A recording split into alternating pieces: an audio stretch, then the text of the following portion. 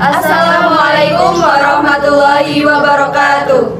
Kami dari kelompok 1 izin memperkenalkan diri. Perkenalkan, nama saya Kintan Febri Budi Utami dan teman saya.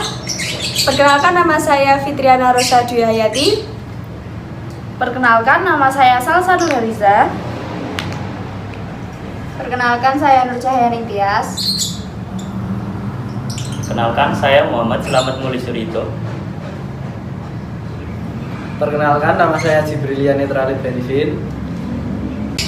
Di sini kami akan mempresentasikan hasil makalah kami yang bertema memahami Tuhan yang Maha Esa dan ketuhanan.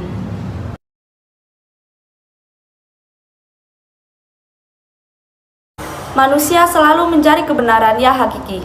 Konsep ketuhanan bagi manusia adalah kebenaran yang mutlak. Di dalam pencarian akan Tuhan, manusia melakukan penyelidikan dan mencari dasar-dasar yang menjadi konsep Tuhan itu. Mungkin konsep ketuhanan sudah ada pada agama karena agama didasari pada keyakinan. Dalam suatu agama, konsep ketuhanan sangatlah penting untuk memberikan argumen tentang konsep-konsep ketuhanannya agar dapat memberikan sebuah penjelasan yang logis dan meyakinkan para pemeluk agama tentang kebenaran Tuhan itu sendiri.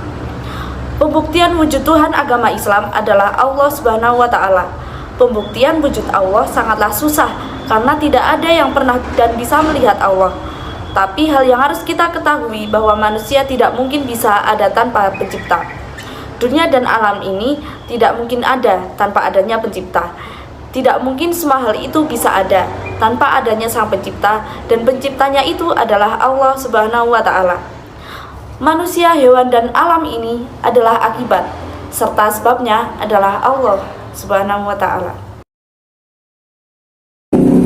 Rumusan masalah yang pertama, apa pentingnya mengenal Tuhan? Kedua, bagaimana cara mengenal Tuhan? Ketiga, apa itu hakikat ketuhanan? Keempat, bagaimana aplikasi ketuhanan dalam kehidupan sehari-hari? Tujuan penulisan: yang pertama, memahami arti ketuhanan. Yang kedua, mengetahui sifat-sifat ketuhanan. Yang ketiga, menelaah penciptaan Tuhan. Yang keempat, memberikan keyakinan maupun keimanan tentang Tuhan. Yang kelima, mengetahui pembuktian wujud Tuhan dalam Islam. Dan yang terakhir, mengetahui pengaplikasian wujud ketuhanan dalam kehidupan sehari-hari.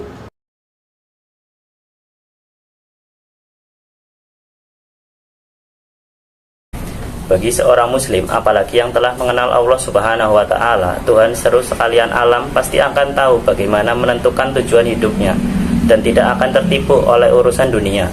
Hal ini sudah dijelaskan dalam firman Allah Subhanahu wa Ta'ala dalam Quran surah Az-Zariyat ayat 56 yang artinya, "Dan aku tidak menciptakan jin dan manusia melainkan supaya mereka mengabdi kepadaku."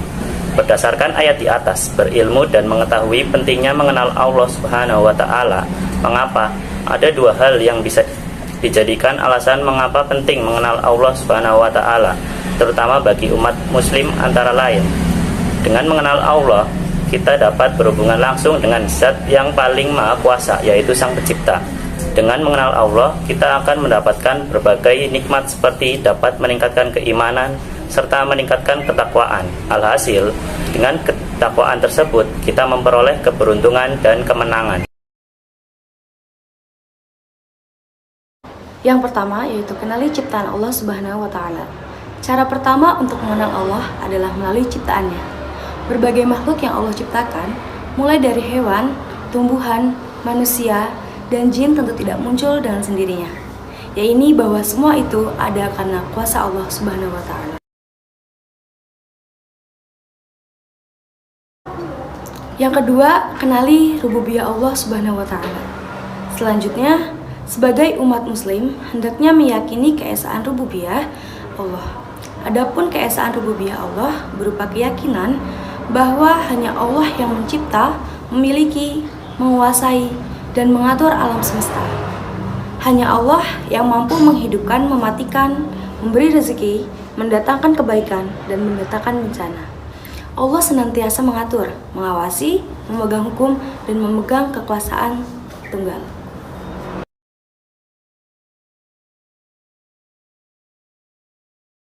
Yang ketiga, mengenal uluhiyah Allah. Mengenal uluhiyah Allah berarti meyakini bahwa hanya Allah yang berhak disembah. Tidak ada makhluk lain yang mampu menggantikan posisi Allah sebagai Tuhan. Dengan mengenal uluhiyah Allah, akan timbul rasa cinta kepadanya. Seorang muslim akan tunduk kepadanya, takut dan berharap kepadanya, menjalankan perintah dan menjauhi larangannya.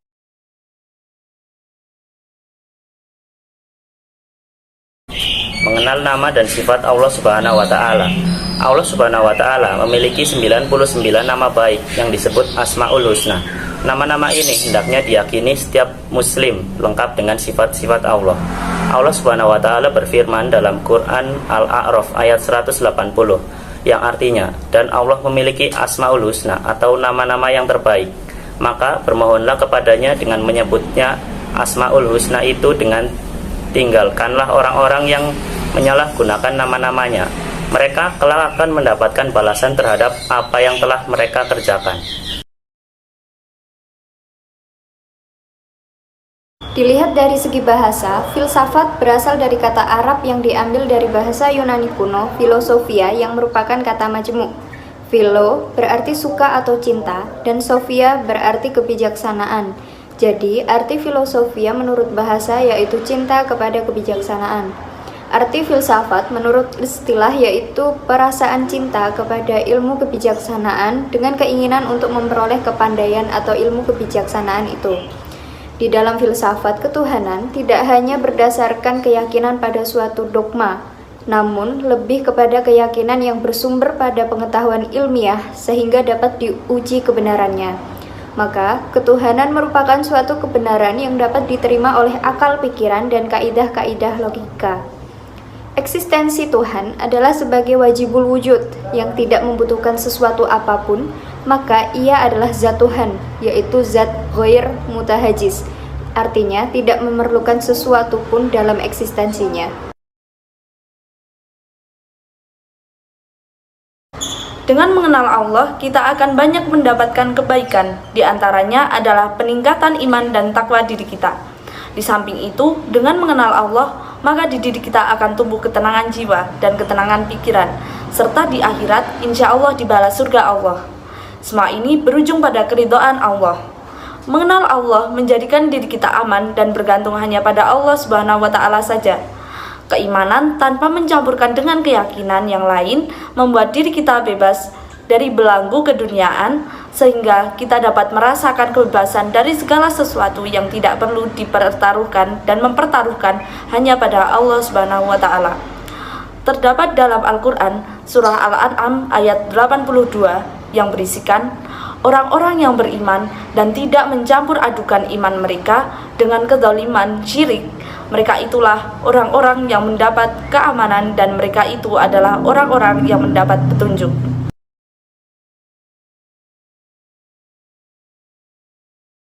Jadi dapat kita simpulkan, hasil dari pengenalan kepada Allah Subhanahu wa taala, kita akan mendapatkan kebahagiaan dunia dan akhirat.